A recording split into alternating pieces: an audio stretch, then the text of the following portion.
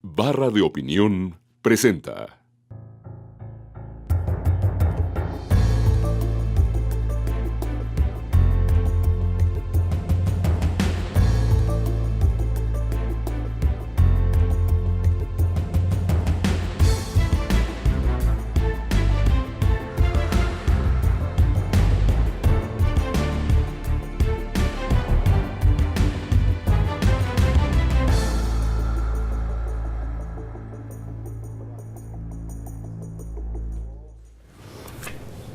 Muy buenas noches, bienvenidos a esta emisión de Entre Tres. El jueves pasado, el Partido Acción Nacional anunció una decisión que generó discusión, polémica y que fue de alguna manera sorpresiva.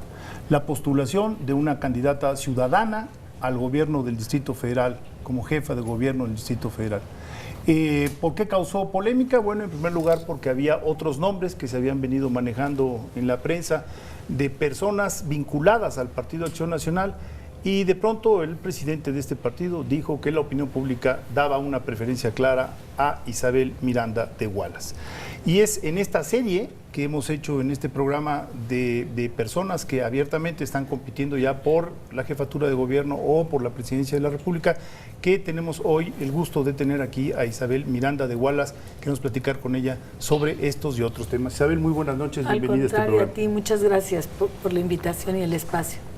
Bueno, yo creo que una primera pregunta sería, ¿cómo se gestó esto? La gente te conoce básicamente por la lucha ciudadana que has dado a partir de una terrible tragedia personal, tu vinculación muy estrecha con asuntos de seguridad, tu batalla por impulsar legislaciones que por fortuna algunas de ellas han pasado, como la del secuestro, una ciudadana que se dio a conocer en ese ámbito. Y de pronto brincas a la arena partidaria y decides hacer una carrera política vinculada a la ciudad en la que vives. Explícanos cómo se dio este cambio, ¿no? Bueno, mira, yo creo que la situación que está viviendo en general todo el país es algo que nos debe de alarmar a todos los mexicanos, porque es indudable que la casta política no está dando respuesta a lo que está sucediendo en nuestro país, a nuestras inquietudes y a llevar una convivencia en paz, y además a dar certeza jurídica en muchos temas. Vivimos en una inseguridad tremenda. A mí me llama mucho la atención cuando, por ejemplo, en el Distrito Federal se habla que hay seguridad y todos vivimos tras las rejas, ¿no? Todo el mundo estamos encerrados en nuestras colonias. Bueno, pareciera que los delincuentes estamos adentro de las casas y los ciudadanos en las calles, y estamos invertidas las cosas. Mira, yo creo que ahora más que nunca debemos de conservar los equilibrios tanto políticos como ciudadanos. No hay una equidad entre las fuerzas políticas y las fuerzas ciudadanas. Nosotros no tenemos instrumentos para poder forzar a que sucedan cambios importantes que transformen nuestro entorno. El único esbozo que podíamos tener era la reforma política, en la que se incluía las candidaturas independientes, se incluía la revocación del mandato y algunas cosas que estábamos tratando de introducir. Aún en esa incipiente reforma en algo nos hubiera ayudado, aunque hay quien opina que no, que era como más de lo mismo. Yo lo que te puedo decir es que hemos visto como un solo partido, una corriente, en este caso el PRI, se ha ido apoderando de gran parte del territorio. La izquierda está a punto de desaparecer en caso de que se gane el Distrito Federal por parte del PRI, estaría desapareciendo el PRD, y bueno, con esto sería tener, si lo gana el PRI, un 80% prácticamente del presupuesto, lo cual le daría el dominio total en las políticas de todo tipo. Más aún tendría control de la Asamblea Legislativa y viviríamos lo que estamos viviendo con el PRD, que lo que dice el Ejecutivo es lo que se hace en la Asamblea Legislativa, porque no hay contrapesos y equilibrios. Entonces, aunado a esto, a mí ya me habían hecho muchas invitaciones otros partidos para contender por una diputación o una senaduría. Incluso me buscaron para candidata en el Estado de México. No, en ese entonces también dije que no. Pero repito, ante la composición geográfica y política que se viene dando y la negativa, por otro lado, del PRI de otorgarnos la candidatura independiente para poder posicionar y empoderar a la sociedad civil, se abrió esta coyuntura en la cual el presidente Madero y el presidente Dueñas me buscaron y me dijeron: señora, existe la posibilidad de que usted pudiera contender por la jefatura de gobierno. Pensamos que la ciudadanía está reclamando cosas muy legítimas y nosotros estamos dispuestos a sacrificar las aspiraciones políticas, ya lo hemos hablado con los colegionarios para ver si ellos estarían dispuestos a declinar y queremos saber si a usted le interesaría. Yo les dije que no, eso fue hace como 3 semanas aproximadamente. Todavía yo estuve en un acto público con el ingeniero Joel Ortega a finales de mes de diciembre, porque por mi cabeza ni siquiera cruzaba contender por esta jefatura de gobierno.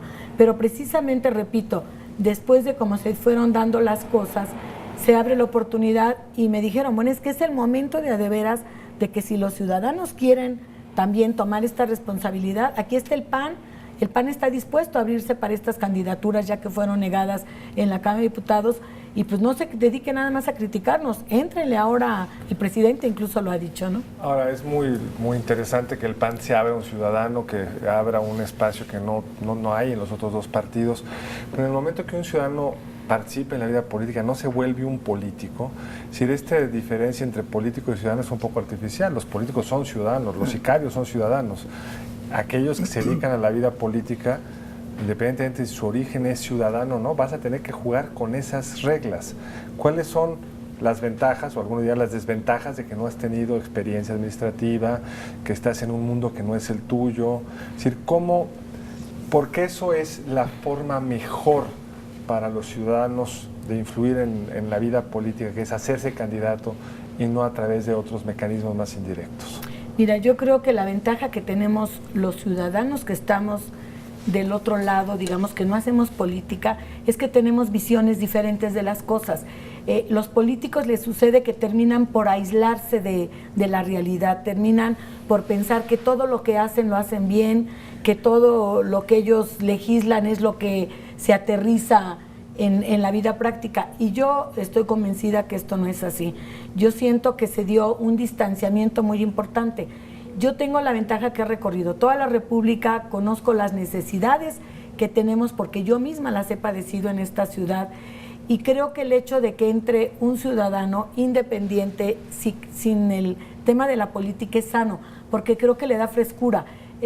Tenemos otra visión de las cosas. Por ejemplo, yo no estoy pensando en qué va a seguir después, si gano o no gano. Yo tengo una vida, tengo el activismo, y ellos no, los políticos viven en función de la política. Para ellos su sueño es llegar a ser presidentes de la República o gobernadores estatales. No sé, creo que esto, repito, lo debemos de ver como un empoderamiento de los ciudadanos y una culminación a un esfuerzo que hemos venido realizando y que hemos venido empujando desde muchas trincheras. Tú mismo hemos estado en esta trinchera de empujar y pedir transparencia y rendición de cuentas, y pues bueno, muchas veces nos dan a tole con el dedo. A mí lo que se me ocurre es, si logramos conquistar un cargo ejecutivo en el cual tengamos el poder de transformar, creo que será muchísimo más fácil y además, te repito, con una perspectiva diferente. Para que sea una candidatura por parte del PAN, en específico del Partido Acción Nacional, es irrelevante. Quizá la primera declaración polémica que hizo usted fue aquella en donde dijo, bueno, pues yo acepté la candidatura del PAN porque me la ofreció el PAN, pero si me lo hubiera ofrecido el PRD también hubiera aceptado la candidatura del PRD. ¿Es irrelevante la bandera del partido, la tradición de un partido, los aliados adentro, los adversarios impuestos que en la competencia electoral están predefinidos? Yo creo que para mí en lo particular sí, le voy a decir por qué, porque yo no soy partidista, o sea, yo no estoy involucrada en la filosofía. ¿Pero puede decir eso todavía después del jueves, que es usted apartidista? Si usted tendrá, pues quienes lo acompañen en su campaña tendrán un logotipo que va a ser azul y que va a decir Partido Acción Nacional, y va a acompañar usted a las giras a quien sea el candidato o la candidata del Partido Acción Nacional, y de alguna manera usted tendrá que reivindicar una tradición histórica del Partido Acción Nacional. ¿Podría, a partir del jueves, seguir diciendo que es apartidista? Claro que sí, porque yo no estoy afiliada al PAN. O sea, yo estoy independiente, no estoy afiliada al PAN. Creo que el partido y yo tenemos muchas cosas afines, quiero decirlo. Una de ellas es la familia. Yo estoy convencida de la función social que tiene la familia. La otra es ¿Y precisamente comparte la visión que tiene la familia, el Partido Acción Nacional? Por ejemplo, el rechazo a los matrimonios de personas del mismo sexo, que es una de las banderas del Partido Acción Nacional en defensa de la familia. Lo cual sería pues echar para atrás una de las decisiones creo que más importantes, más polémicas del gobierno actual. A mí me da un poco de curiosidad entender el mecanismo de esta situación, y lo voy a decir porque son muy pocos los matrimonios gay que se han llevado a cabo. Lo que le quiero decir es que a veces nos fijamos en cosas muy pequeñas que no trascienden en la sociedad. A mí en lo particular me parece que debemos de ser respetuosos. Yo por lo pronto respetaré lo que esté en la norma, por supuesto. No se me ocurriría siquiera pensar en echar... cambiarla? No, por supuesto que no. Yo, por ejemplo, no abortaría nunca. Yo no me parece que sea lo correcto desde mi moral y desde mi perspectiva. Sin embargo, eso no quiere decir que yo no sea respetuosa de la decisión de otra persona y el cumplimiento de la ley de algo que ya está aprobado. Creo que antes de llegar al aborto existen otros métodos preventivos. Sin embargo, creo que hay casos en los que sí, por ejemplo, cuando una mujer es violada o el bebé está en riesgo, eso ya estaba más que puesto en la ley.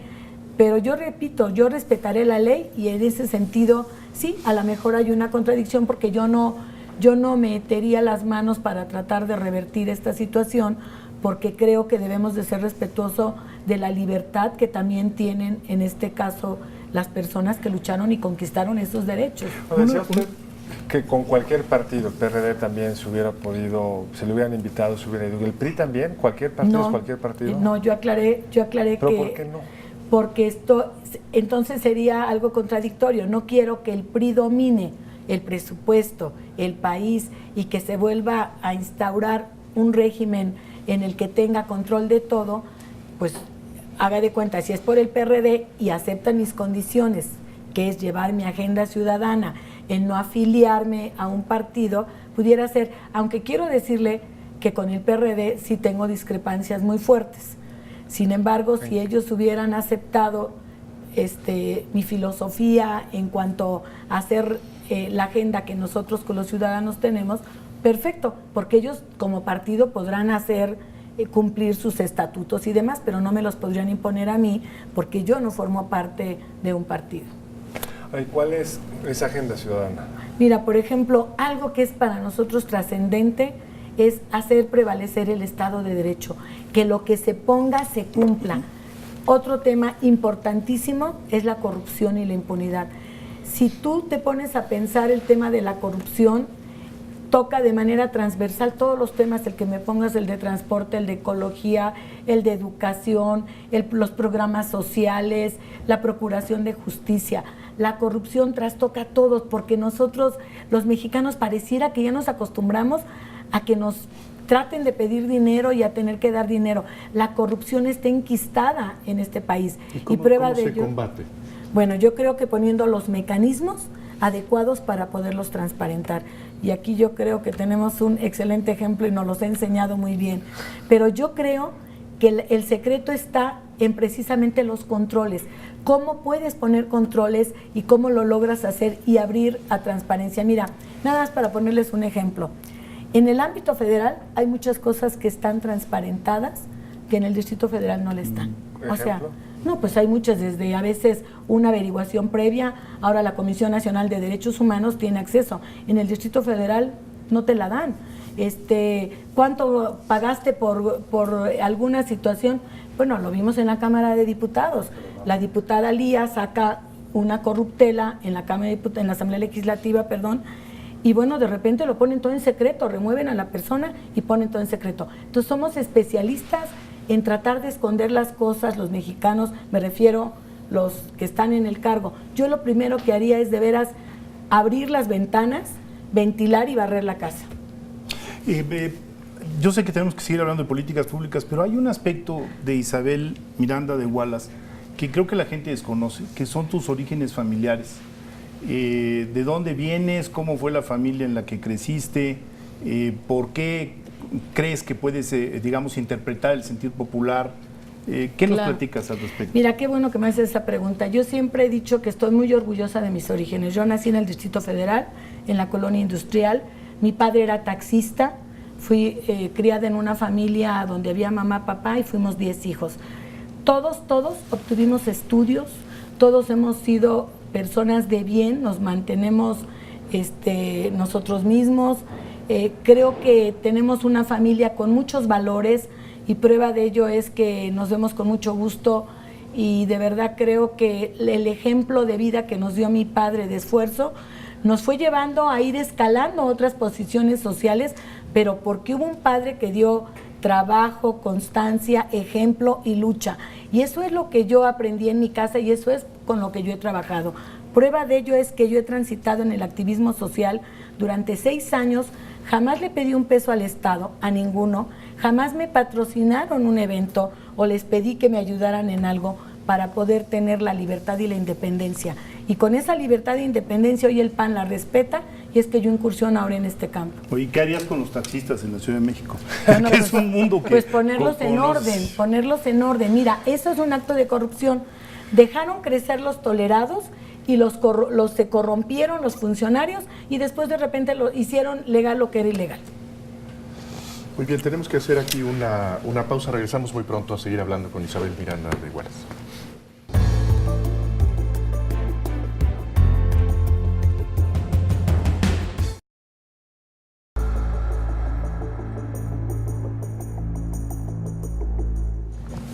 Estamos de regreso con Isabel Miranda de Hualas para terminar un poco con su historia y luego pasar ya a los temas de lo que querría impulsar. ¿Dónde estudiaste y qué estudiaste? Mira, yo estudié la primaria en la Escuela Tenedoro Monroy, es una escuela pública, después estudié en la Universidad Motolinía, en el Instituto Berlín también, y tengo desarrollo humano, estudié desarrollo humano, programación neurolingüística, logoterapia y psicología de pareja. Mi formación más bien es humanista y precisamente porque mi formación es humanista, sé la importancia de sentirte persona, sé la importancia que tiene la familia y la trascendencia que tiene la familia dentro de la sociedad. Supongamos que ganas, estamos en el momento de tu toma de posesión. Tienes que decidir las 5 cosas por las que quieres que te recordemos los ciudadanos porque fuiste jefa de gobierno. ¿Cuáles son esas 5 cosas que tú dirías, esto es lo que yo quiero legarle a esta ciudad si los ciudadanos me eligen? Indudablemente que el tema de la seguridad sería tema prioritario, porque si nosotros tenemos seguridad en el Distrito Federal, tendremos mucho más inversión, tendremos mucha más derrama económica. Actualmente hay gente que ya no viene al Distrito Federal y cuando vienen los americanos vienen con auto blindado, con escoltas y les sale muy caro. Ellos normalmente a los empresarios les dicen, te veo en Miami porque para mí es más barato estar en Miami que venir al Distrito Federal. Inhibe la inversión, pero sobre todo algo muy importante, nos roba la confianza. Nosotros no podemos andar en la calle pensando a ver a qué horas te dan un cristalazo y te bajan del coche porque te lo roben, a ver a qué horas se meten a tu casa habitación para asaltarla, delito que ha subido mucho en el Distrito Federal. Entonces creo que el tema de la procuración e impartición de justicia es vital y no solamente en el tema policíaco, sino también en el tema de mercantil, en el tema laboral. ¿Cómo entiendes que en una junta de conciliación y arbitraje, aun cuando es del ámbito federal, bueno, puedan litigar sin tener la licenciatura, por ejemplo? Bueno, las corruptelas que hay con los taxistas. Entonces, lo primero que yo haría es en el tema de procuración e impartición de justicia. ¿Cuáles son los objetivos? ¿Cómo? Bueno, mira, algo muy importante. En el Distrito Federal tenemos el 30% aproximadamente de delitos que le llaman de supermercado. Esto hace que las cárceles estén muy saturadas, cargan el sistema de procuración y de administración de justicia. Nos sale carísimo que se lleve a cabo este proceso en la parte económica, pero más aún, nos sale muy caro socialmente el meter a gente que no tendría por qué estar en la cárcel por delitos menores y los enseñan a hacer delitos mayores, además de la afectación que se da hacia el interior de las familias. A ellos debemos de darle una pena alternativa con trabajo social, otro tipo de penas, pero no meterlos a la cárcel. Ahí ya estás de alguna manera descargando el sistema en un 30%. Esto haría que tuvieran los MPs menos casos y que la calidad estuviera mejor. Eso es así de entrada. 2, indudablemente que tendríamos que ver los policías que tienen que ver con la investigación, que de verdad fuera gente de primera, gente capacitada con tecnología, Parece mentira que en pleno siglo XX, teniendo tanta inteligencia en todos los países, nosotros no la tengamos y andemos dando palos de ciego. La inteligencia se debe de utilizar para prevenir, no para combatir. Desde el principio, en la prevención debes de tener la inteligencia para detectar cuáles son tus focos y precisamente actuar y desarticularlos antes de que se cometa el delito. Eso en México no existe, hay que hacerlo. Y luego, indudablemente, meter a la gente a un protocolo de control de confianza, no con el polígrafo actual, que entre paréntesis no estoy de acuerdo y otro día hablaré por qué, pero no puedes tener el mismo protocolo de certificación para un policía que es tropa, que entra a un operativo masivo, que para alguien que hace trabajo de inteligencia. Y aquí quieren como hacerles a todos lo mismo.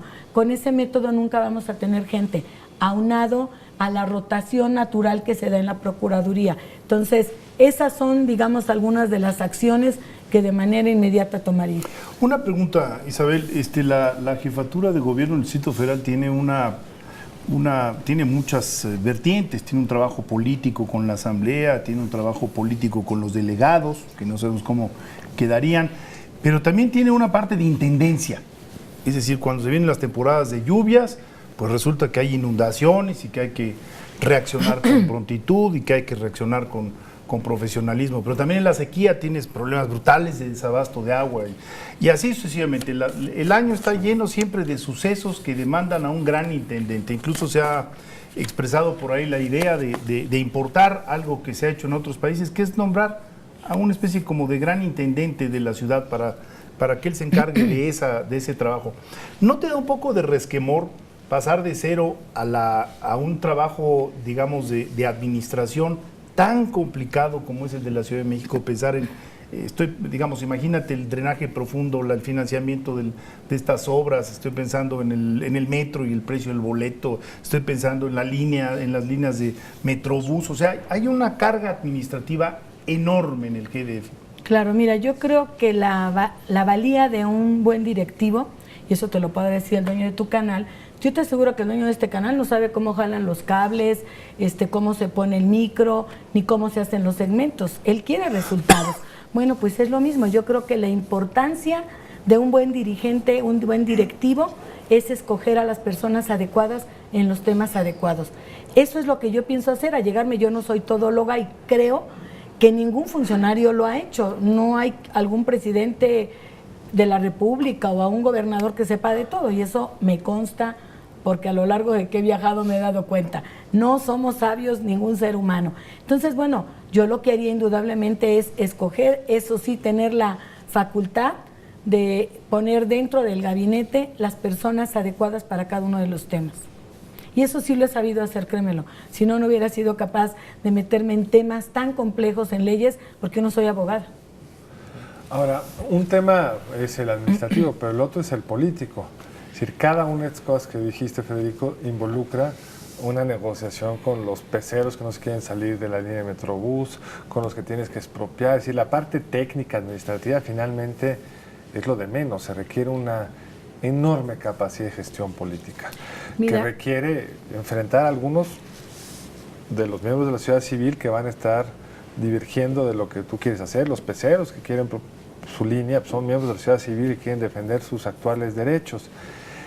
¿Qué experiencia o cómo te imaginas haciendo esa otra tarea que es quizá la que forja a los mejores jefes de gobierno? Mira, yo creo que tan no han tenido ellos la capacidad política de hacerlo, que lo comentamos hace un rato, tuvieron que legalizar lo que era ilegal, porque como no pudieron, pues si yo no te puedo controlar a ti, entonces hago como que te controle, lo hago legal, y eso no es tener una capacidad política. Yo sí he demostrado tener capacidad política para llegar a acuerdos. Prueba de ello es que logré que en la Cámara de Diputados, donde muy pocas veces se ponen de acuerdo, pudimos unir todas las fuerzas políticas para que aprobaran casi todos los temas que llevamos. Entonces, eso habla de que sí tengo capacidad de negociación y bueno, yo voy a seguir entrenándome todavía más con todo esto. Además, ustedes me están poniendo en un training muy intensivo, todos los periodistas, el Círculo Rojo me ha puesto ahí, entonces, claro que creo tener la capacidad para hacerlo. Mira, yo le he dicho mucho y lo digo de verdad con mucho respeto, siempre las mujeres nos cuestionan la capacidad.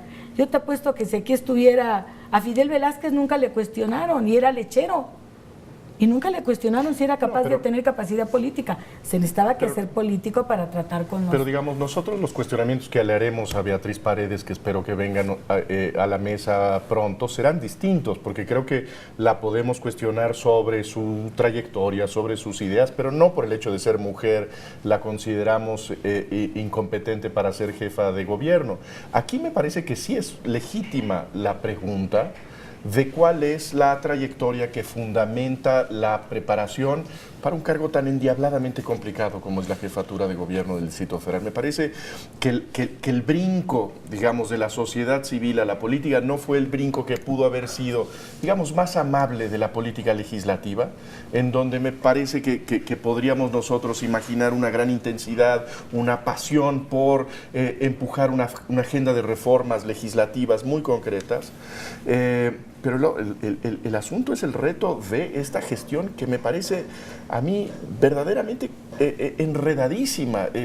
Resolver el problema de la basura, de las vialidades, de las mafias que integran esta ciudad. Sí me parece que es una pregunta legítima. Claro, no digo que sea ilegítima, lo que me llama mucho la atención, claro, es que a los hombres, y esto me lo dijo la presidenta de Costa Rica, Isabel, porque estuve en un acto con ella, no ahora, sino antes, y decía, las mujeres siempre nos cuestionan la capacidad, a los hombres lo dan por hecho. Pero no es el sentido de la pregunta. Si estuviera aquí Alejandro Martí, hubiera sido la misma pregunta. No, bueno, se le hicimos a Navarrete. A Carlos Navarrete le preguntamos cuestiones del Senado a la... Pero digamos, en términos, digamos, de esta ciudadana que toma una apuesta que me parece legítima, y yo creo que agradecible que alguien que le importa lo público tome esa apuesta y ese riesgo, claro. No hay sinceramente un temor de enfrentar de pronto un monstruo enorme que podría ser primero la batalla y la mezquindad partidista y política y después pues ese engendro que es la administración del Distrito Federal.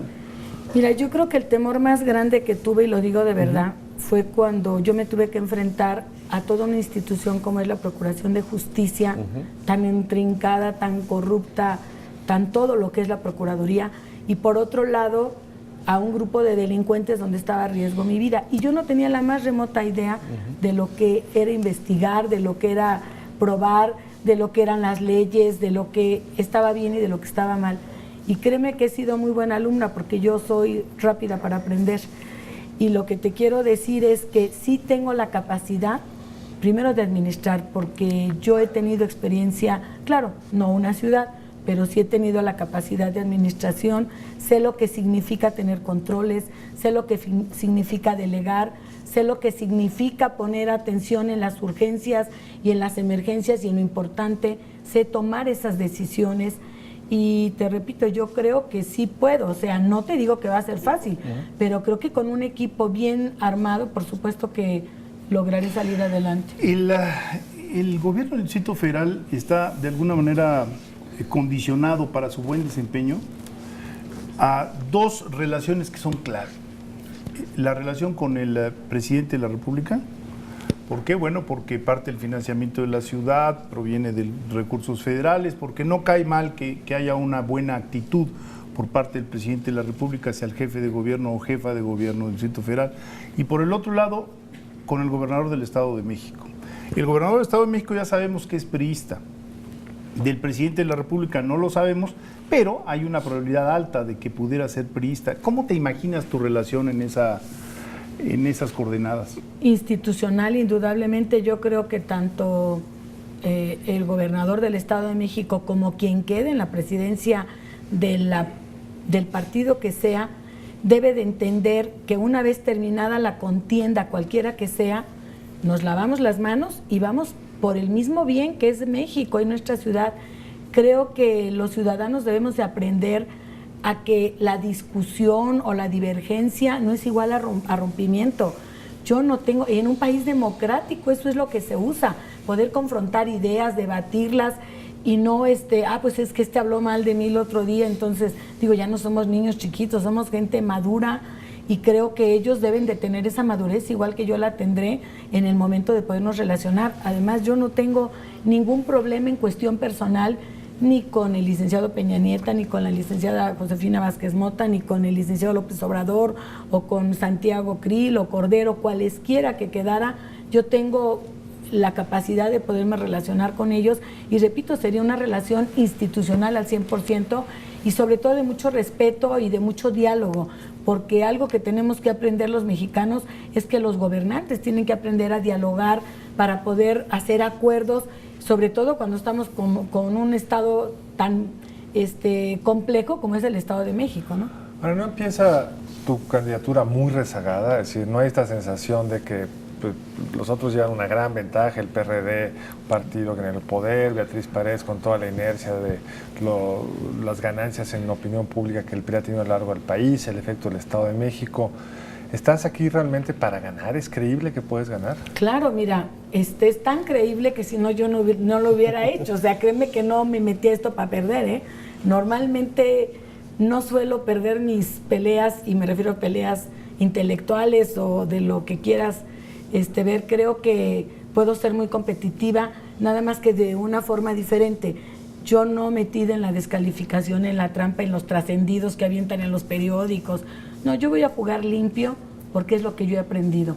Y yo me voy a enfocar mucho en mis propuestas cuando haga ya el anuncio formal de qué voy a hacer y cómo voy a hacer y con quién lo voy a hacer. Creo que ahí será el momento de veras de debatir cuál es la mejor propuesta.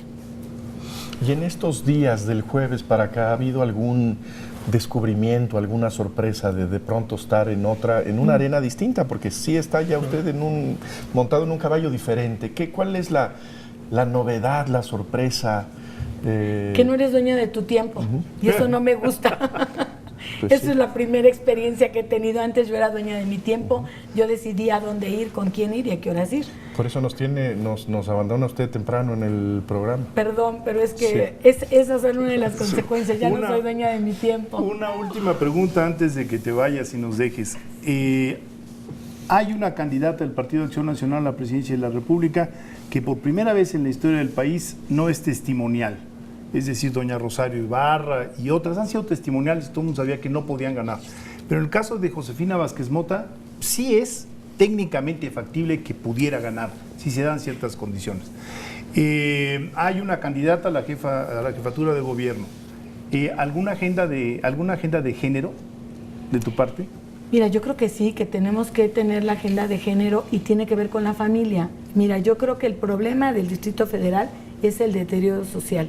Si nosotros regeneramos el tejido social, que no va a ser cosa fácil, se nos va a llevar por lo menos décadas en hacerlo, pero alguna vez tendremos que empezar, será tratar de que las mujeres tengan ayuda para permanecer, trabajar y alternar el tiempo con sus niños. Hoy por hoy se pierde tanto tiempo en el transporte, dejamos a los niños tantas horas solos, que claro, este es el resultado de la tarea mal hecha de muchos años. Entonces, claro que sí tendría yo y buscaría y pelearía por una equidad de género, pero real, en la que los salarios de verdad busquemos cómo preparar más a las mujeres, porque esto no es cuestión de que yo soy buena porque soy mujer, tiene que ver con la preparación. Y ahí es algo donde yo buscaré algún programa para darle preparación a las mujeres y que abandonen a los niños. Buscarles también maquila en sus casas, la gente que es muy pobre y que a veces no tiene ni para el camión. Buscar que los empresarios pudieran llevarle, hay empresas que solamente tienen a las mujeres armando kits para algunas cosas y llevan la cadena de proceso. Bueno, eso puede ayudar a que ellos tengan un sustento en su casa y que no descuiden a sus niños. Muy bien, pues tenemos que despedirte. Gracias. Isabel, gracias por Muchas haber gracias estado por la con invitación, nosotros. fue un placer de verdad haber estado aquí con ustedes, con gente tan inteligente y que saben tanto del tema. Voy a tener que juntarme mucho más con ustedes. Muchas gracias. Y suerte. Nos acompaña Gracias. otro día. Vamos a un Gracias. corte y ahora regresamos a continuar con otro segmento de Entre Tres.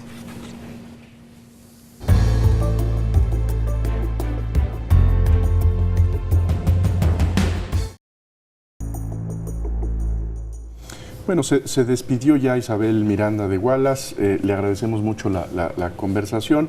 Me parece que es interesante el hecho de que en el Distrito Federal hay una incógnita que se resuelve en términos de la candidatura de la manera más sorprendente, Creo que hace una semana nadie hubiera esperado una decisión de este tipo, una decisión pues que cancela las ambiciones de panistas que habían trabajado por la candidatura desde hace mucho tiempo y que también, pues hay que decirlo, creo que contrasta con una tradición política de Acción Nacional, de una deliberación interna, de procesos democráticos internos, y aquí se trató pues básicamente de un dedazo del presidente nacional del PAN que dijo, nos vamos por esta candidata que viene de la sociedad civil. Ahora, creo que lo hicieron bien. O sea, con tantas cosas que hacen mal en el partido, como la consulta indicativa y que les empieza a chorrear todo, acá no ha protestado ninguno de los... Sodi hizo su pequeño comentario, pero pues él iba a lo mismo y venía a lo mismo, entonces no tenía mucho que criticar. Los otros se disciplinaron, el proceso salió muy bien. La sorpresa descuadró, por lo menos al PRD, que con la izquierda, que tuvo que de última hora meterle de la encuesta, y quién sabe qué tanto vaya a contribuir eso al proceso tan poco aseado que aparentemente fue esta encuesta que se dio en los últimos 2 días, que supuestamente se prolongó hasta hoy en buena medida por la inclusión de Isabel Miranda de Wallace. Creo que hace sentido electoral, está en un distante tercer lugar, sus candidatos no tenían mucho potencial, no se le veían particularmente fuertes, y nadie puede ganar la presidencia de la República en un distante tercer lugar en la Ciudad de México. A mí se me vienen dos consideraciones a la mente. La primera es que el sistema político mexicano, por razones muy diversas, ha recurrido a esta imagen del ciudadano. Es decir, si ustedes recuerdan, la primera camada de consejeros que hoy llamamos electorales se denominaban consejeros ciudadanos. Y tú lo decías en el primer bloque, pues es un poco absurdo. Todos los políticos profesionales o no políticos profesionales son ciudadanos. Pero ¿a qué se refiere uno cuando menciona este casi calificativo, ¿no? Es un candidato ciudadano. Se refiere uno precisamente a que son personas que no están vinculadas con los partidos. Es tal el desprestigio de los partidos políticos en México, parejo, o sea, los tres realmente tres grandes gozan de un enorme prestigio y los pequeños todavía peor, que las personas están buscando alternativas, oxígeno. De ahí el debate sobre las candidaturas ciudadanas o las candidaturas independientes, que le permitieran a las personas poder cruzar, el entrar a las lides electorales sin tener que someterse a los partidos políticos. Y llama la atención que el Partido Acción Nacional, con estos cuadros que mencionaba Jesús, en donde hay pues personas que tienen, digamos, una trayectoria administrativa y de conocimiento de la Ciudad de México, como puede ser Demetrio Sodi, haya optado por una candidata ciudadana, una candidata externa. Llama la atención porque deben de tener cifras, es decir, esto no lo tomaron a ciegas, es reflejo de encuestas que les han dicho que les iría bien con una persona de este tipo. Y hay un dato que tú has mencionado, el 10% de los mexicanos capitalinos anularon su voto en el 2009, es decir, era una elección de otra naturaleza, ¿no? La comparación no es particularmente robusta, pero ciertamente si en algún lugar está muy fuerte la sensación de que los políticos no te representan, es acá. Entonces, yo creo que es una jugada muy interesante. Va a depender de la capacidad de Isabel Miranda de Wallace de sortear esta nueva arena, como decías tú, es decir, es una arena muy complicada. Ahora, tiene yo creo que 2 condiciones que pueden ser explotables. La primera es que el proceso del PRD parece que está ensuciando, lo que salió muy bien a nivel de los candidatos a la presidencia, porque el acuerdo era entre ellos, no era un acuerdo de terceros, porque se hizo de una forma tan sorpresiva que no dio tiempo a que empezara toda la manipulación el propio fin de semana. Lo que estamos escuchando en los medios ahora es que si no se procesa bien, se puede dar una ruptura o una dificultad o un pleito en un proceso que no está todavía claro su fin. Entonces eso puede ayudar. Y por otro lado, la candidata del PRI no está todavía confirmado, pero toda la información aparenta que va a ser Beatriz Paredes, pues es en algún sentido lo opuesto a Isabel.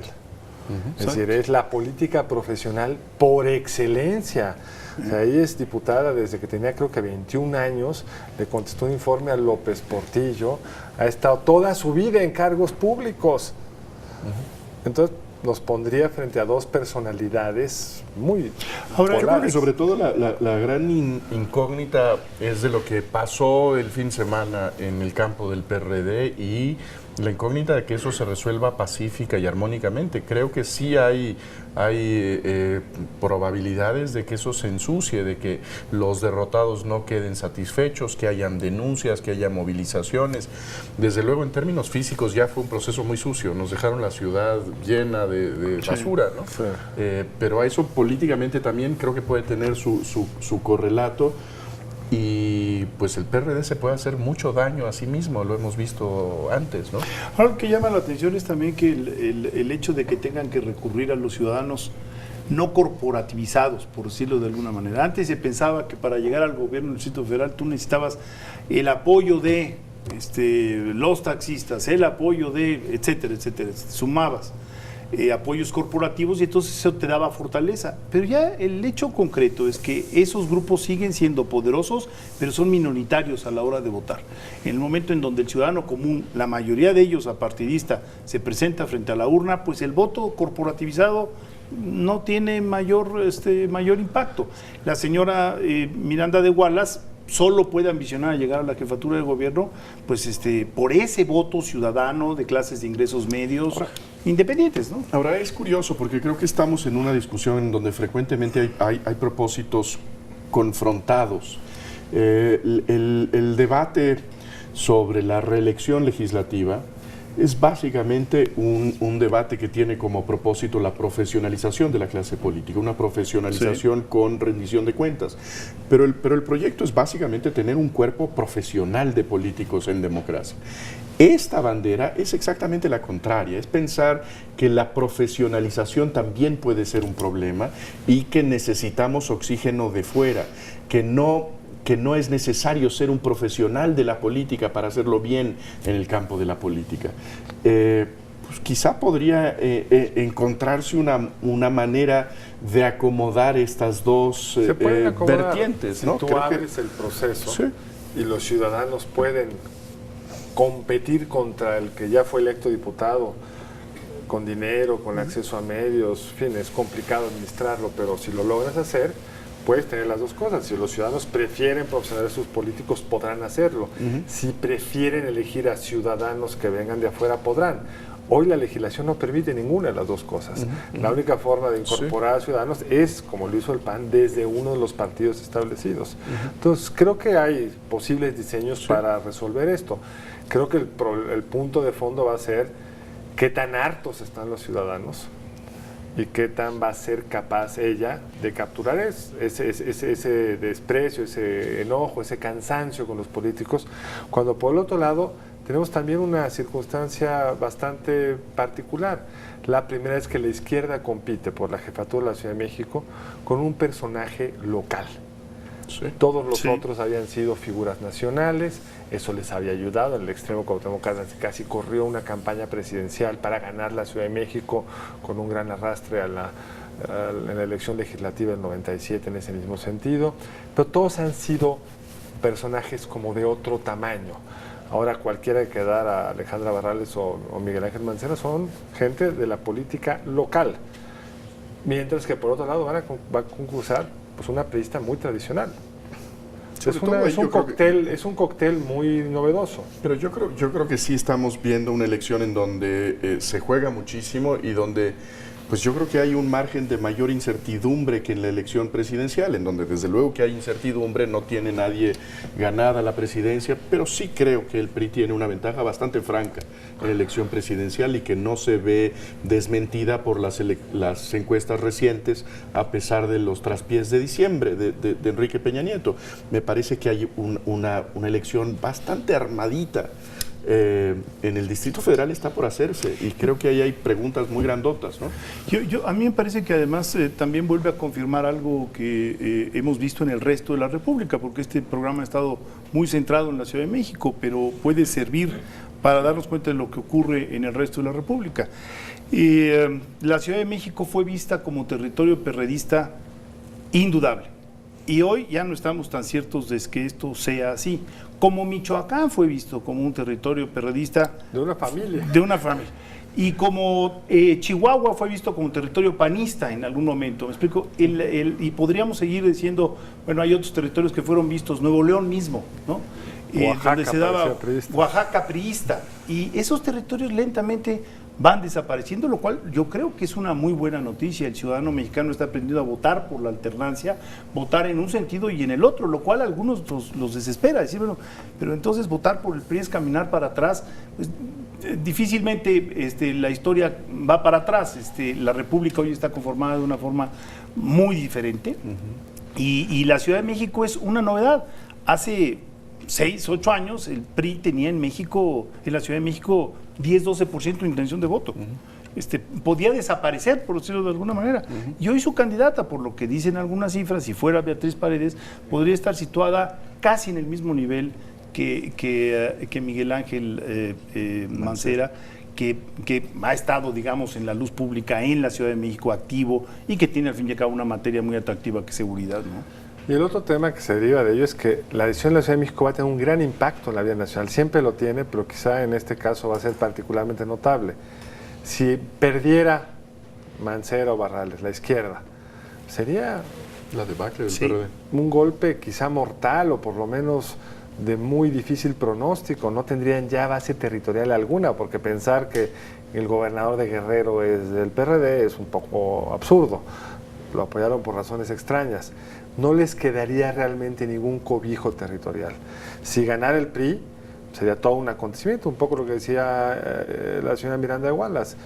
Significaría, si coincidiera con el regreso de Enrique Peña, el carro completo, otra vez gobernando la capital, que parecía como la ciudad antipriista por excelencia. Sí. Y si ganara Isabel Miranda, sería también una revolución. Sería la primera vez que alguien que viene desde la ciudadanía, porque bueno, Vicente Fox en algún sentido también venía de la ciudadanía, pero había transcurrido ya una carrera política. Alguien que viene tan desde afuera adquiere un cargo tan importante. Entonces va, como en general sucede con la Ciudad de México, estará mandando señales muy importantes de cómo se están reconfigurando las fuerzas políticas. Sí, a mí me parece que vamos a tener una elección en ese sentido, si se confirmara la candidatura o precandidatura de Beatriz Paredes, de opciones realmente muy diferenciadas. Beatriz Paredes, como decíamos, con una carrera nacional de muy largo alcance, o sea, muy largo, muy largo. Y después tendríamos una persona que tiene una carrera local intermedia, pero al fin y al cabo Miguel Ángel Mancera ha estado, bueno, la Procuraduría es la culminación de esta carrera hasta ahora. Pero vamos, para atrás ha habido puestos de responsabilidad y puestos, como se dice, de línea. Y después tendríamos a Isabel Miranda de Wallace, que no tiene ningún puesto de línea. En este caso también son vocabularios muy distintos, ¿no? El vocabulario de la política, que sería Beatriz Paredes, el vocabulario burocrático de servidor público de Miguel Ángel Mancera, si es que es el candidato del PRD, y el discurso, digamos, del activismo social de Isabel Miranda de Wallace. Es una confrontación, digamos, de pizarrón sobre distintas formas de entender la política, ¿no? Creo que puede ser interesante. Para quienes dicen que no hay opciones, que todos son iguales, aquí no son todos iguales. Sí. Aquí sí hay una elección donde escoger es escoger, digamos. Son perfiles, historias, perspectivas, implicaciones muy distintas. Creo que lo más importante es saber cómo concluye esta semana y qué sucede con el PRD. Me parece que si el PRD tiene la capacidad de tomar una decisión inteligente y si los derrotados reconocen el veredicto de las encuestas, pues me parece que tienen una candidatura con muchas probabilidades de tener éxito. Si lo hacen mal... Yo creo que tienen más probabilidades, pero creo que la entrada de Isabel Miranda cambia la geometría del juego. Todavía no se ha podido medir bien, por más que habrán hecho los panistas una serie de cálculos. Son los cálculos respecto al activista. No sabemos cómo va a reaccionar la ciudadanía frente al activista vuelta candidata. Es que le cuesta esa transformación. Le cuesta, o le agrega, se suma lo del PAN y lo de ella, o se multiplica, yo qué sé. Digamos, sí nos abre, a diferencia de la elección presidencial, una enorme incógnita. Pero creo que el tiempo se ha terminado. Pues muchas gracias por estar con nosotros. Y los esperamos el siguiente lunes aquí en Entre Tres. Que tenga usted una muy buena noche.